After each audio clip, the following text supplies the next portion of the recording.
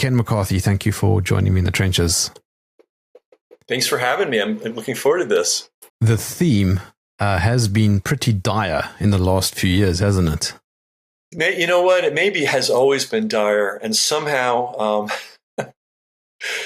we've survived. Somehow the goodness of humanity has managed to survive somehow by the grace of God, some miracle or something innate in humanity. Because we've certainly had a lot of nefarious forces lined up against us for a long time. Now we just have a new flavor. Obviously, I'm referencing the COVID era, and the segue there is your 2-volume series of books called Unveiling the COVID Con. The fact that you got 2 volumes suggests that the con was really big. It was huge. It was huge, and unfortunately, without a historical perspective, it's hard to understand what's happening today. And it takes a lot of time to develop a historical perspective because you have to do a lot of reading and a lot of thinking.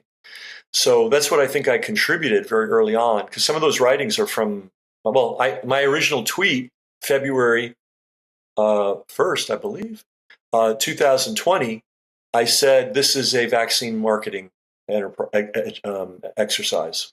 And I said, they're going to roll out a vaccine super fast, and they're going to use more speed than science. But it was, to me, it was very predictable because I've been watching pharma for decades now, and I know their little tricks. But this was their greatest hit. But they basically assembled a lot of expertise in propaganda that they'd been developing for many decades, and they just, I think it surprised them. In fact, I know it did. I don't think they thought they could push it as far as they did. But they're in the game of always pushing the boundaries. And I think every time they pushed, they could go further. So they just kept pushing and pushing and pushing. There really was no pushback, no significant pushback in the early months, unfortunately. And so they took it as far as it went.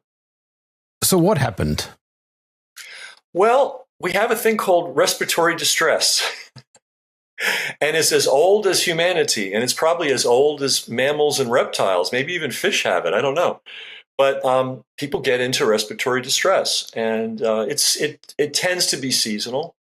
And so when there's less sunlight, and when people are going outdoors less, they are more likely to have respiratory distress.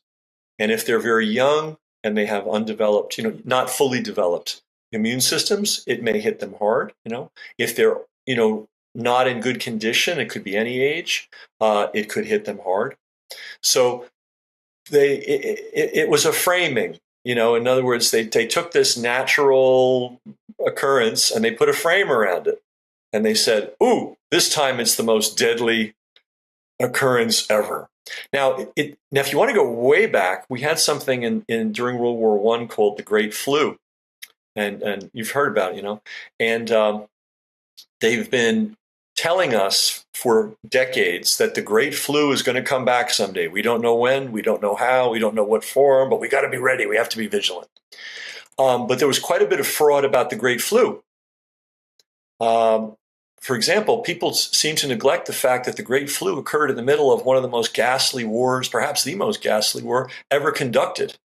You had men in trenches living without, cooked food, without sanitation, exposed to the elements, under severe stress for months at a time.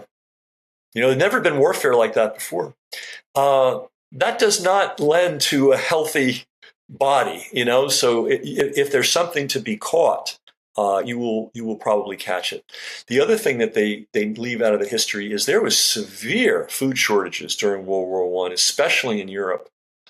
Germany alone, which was and is a pretty well-developed country, had over 300 recorded major food riots. Okay, when's the last time you saw a food riot in a developed nation? Even in an undeveloped, they don't happen very often.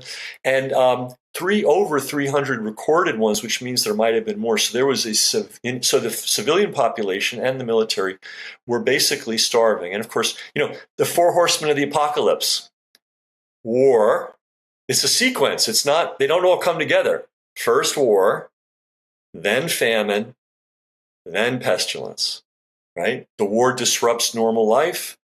The disruption of normal life interrupts normal nutrition. When normal nutrition is interrupted, people are more vulnerable to illness. So there's so many interesting things about the Great Flu. One is nobody studied it when it was happening. They just sort of declared it was a flu. They didn't really do autopsies. They didn't really do scientific studies.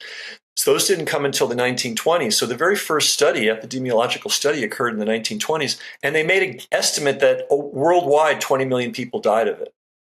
But it was a very, not a really super rigorous estimate. And then they stopped looking at it. They filed it away. It became one of these chapters in history until Anthony Fauci and friends took over at NIH and the CDC, and they were trying to rev up their bureaucratic power because they were put in business to deal with the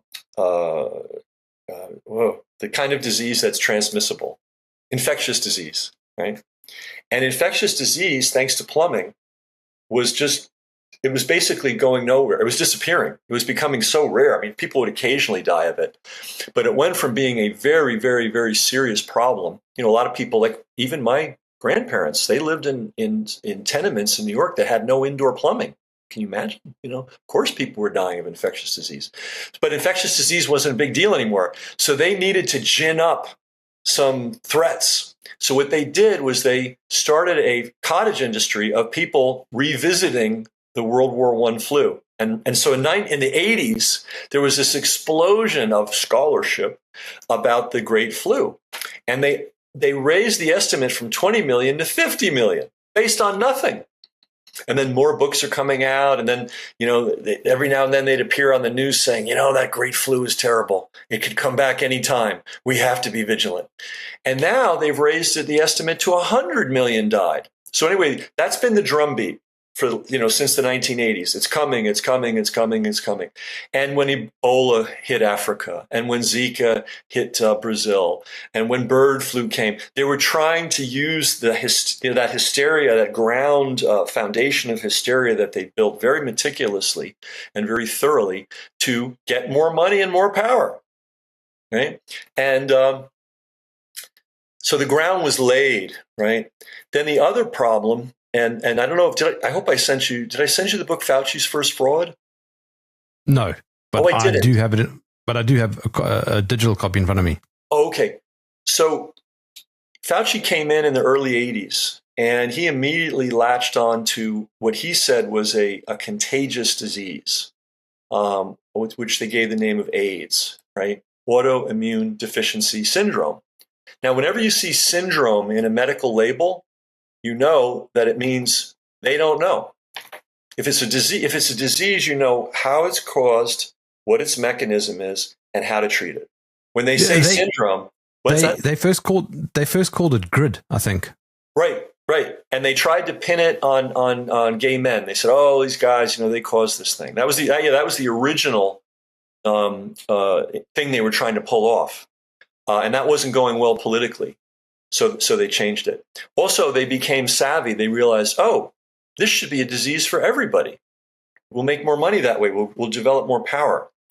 So what they did was, first of all, a catastrophic collapse of the immune system is real. That happens to people. But it happens at the end of a very long process. It usually happens with people that are elderly. They've been ill for a very long time. It's not something that people just suddenly get, because it's a syndrome. It's like a collection of symptoms. It's still not a known disease. It's just a syndrome, right? So the very first lie was that, this is happening to young, healthy men. And the truth is, the very first cases of this in youngish men, they were average age mid-30s, were people that had actually abused themselves quite badly. They had abusing drugs. They were also, there was it was a culture at the time, and like Freddie Mercury.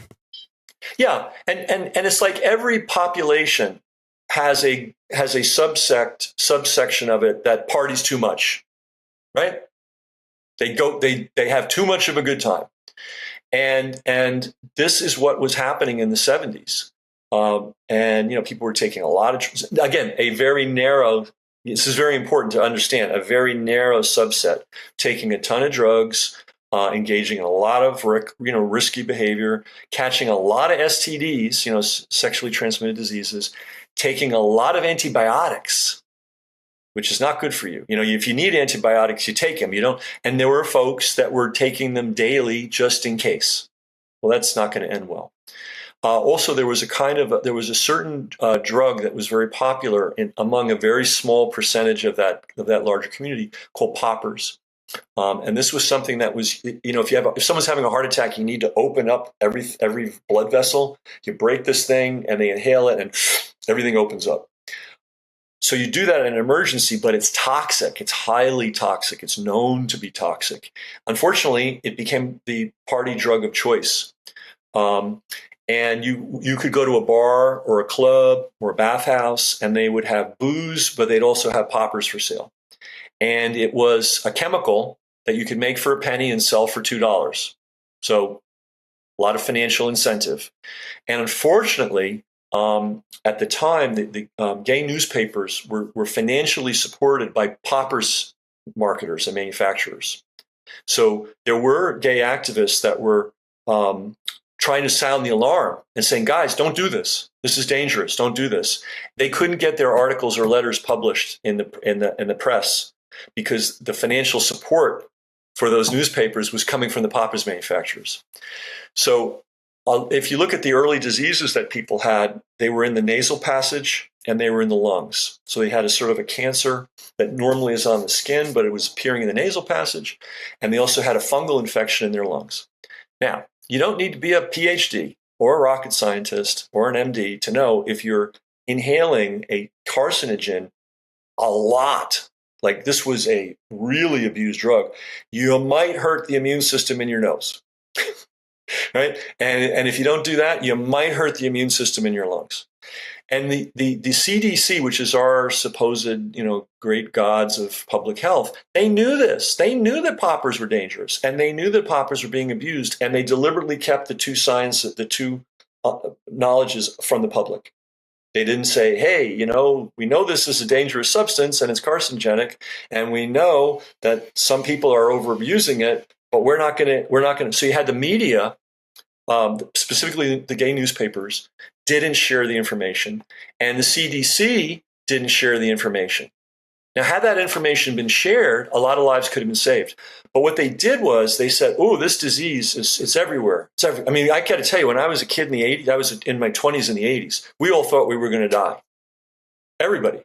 And what's her Oprah Winfrey, who's a very popular TV host, and she had an amazing, I think she had like 35 million viewers. She literally got on her show and said, within 5 years, by 1990, 1 out of 5 people in this audience is going to be dead from AIDS. She said that to an audience, a television audience. That's how frightened everybody was. And there was no cure. There was no treatment. And that was the other thing. They said, if you get this positive test, now you'll see where this rolls into COVID.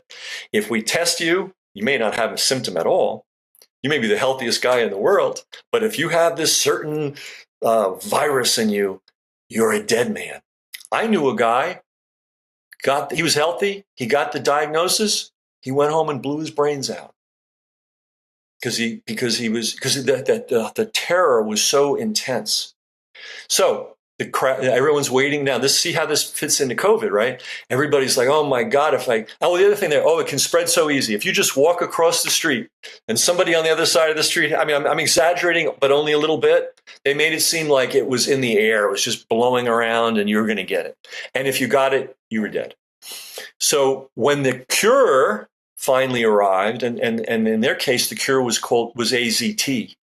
Does that ring a bell to you? You ever heard of that substance? Yes. Here in South Africa, it was a very, very big deal in the early 2000s. There was also I think the ARV rollout was one of the biggest in the world, which coincidentally aligned with a huge number of deaths. Yeah, so for the listeners that don't know, AZT was a drug that they thought it was a chemotherapy for certain kinds of cancer. And they tested it, and it was so toxic that the FDA banned it from further experimentation. They said this thing's so bad, stop testing it. It's terrible. Somehow, Fauci managed to get it approved by the FDA. And all these people that had been terrorized for years that, oh, you got a positive test, you're going to die, they all flocked to AZT. And there's one historian, and he's a gay guy.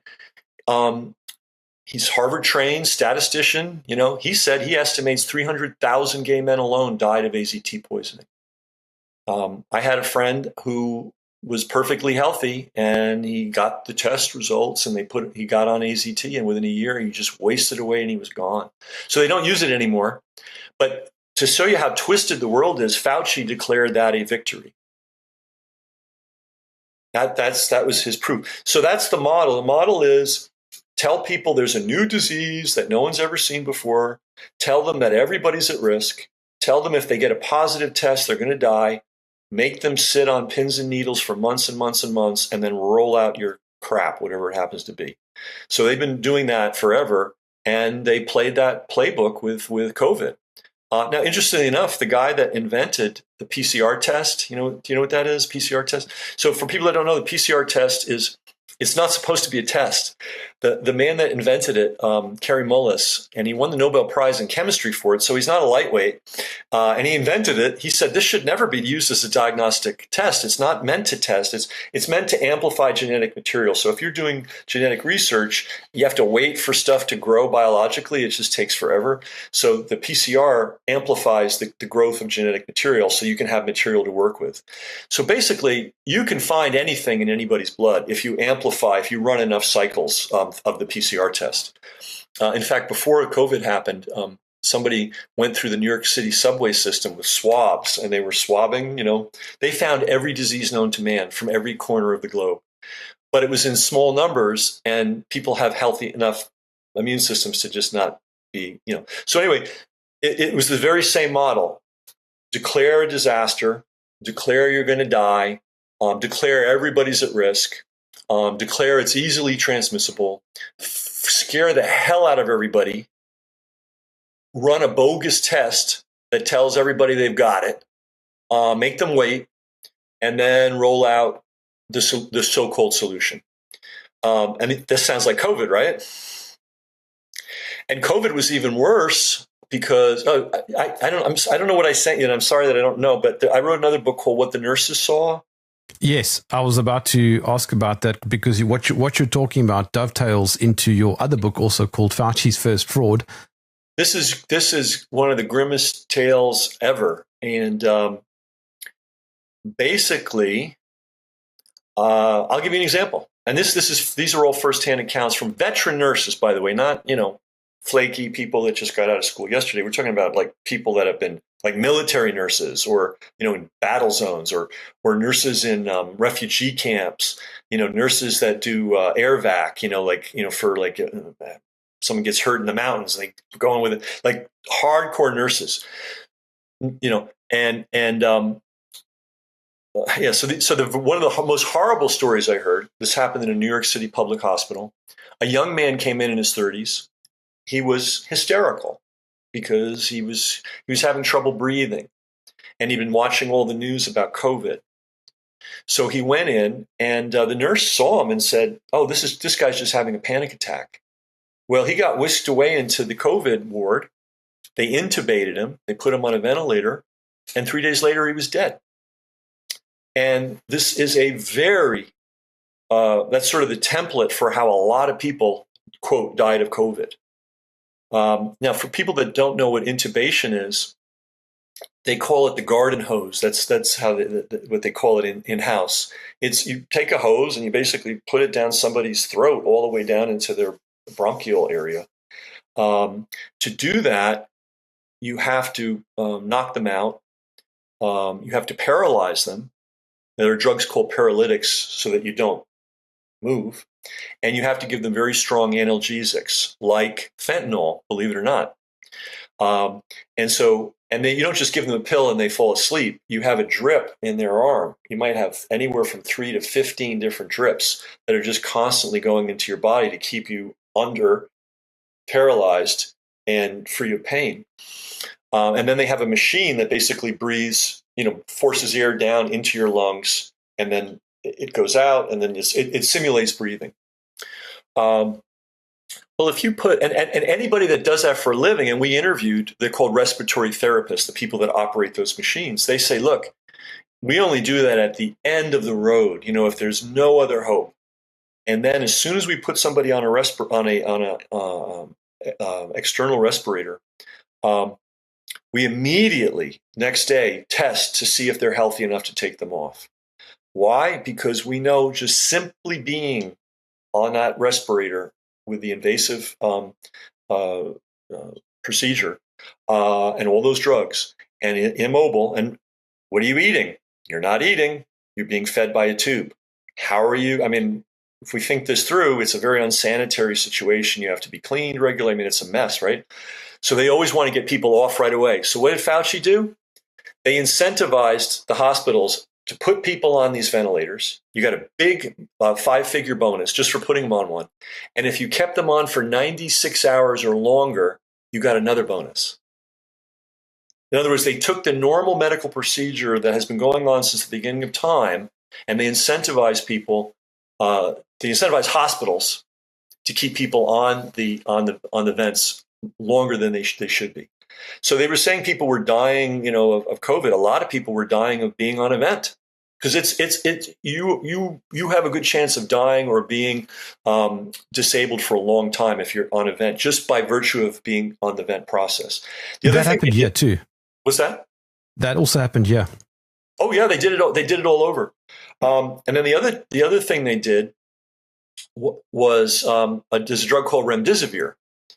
And it's a drug that was used to try to treat Ebola when the Ebola, and that's another Fauci production. I mean, are there diseases in Africa? Sure. Are there people in certain circumstances who are living in really rough conditions who develop? Yeah, absolutely. And so they were trying to treat this thing called Ebola. And they said, oh man, Ebola is terrible. It makes people's kidneys and livers basically explode. I mean, not literally, but it just destroys liver and kidney. So they were saying, oh, Ebola is so bad, it liquefies your internal organs. No, it was the remdesivir that was doing that. And they know it. And it's actually listed as an adverse reaction. Kidney and liver damage is listed on the paper as an adverse reaction. So again, somehow this drug, which had been basically withdrawn. It wasn't used to treat Ebola. It wasn't used to treat anything else. But suddenly Fauci said, hey, this works with COVID. And they started giving people a drug. And by the way, this drug comes in a bag. It's, again, you don't just take a pill. It's a bag. It's a drip into your arm.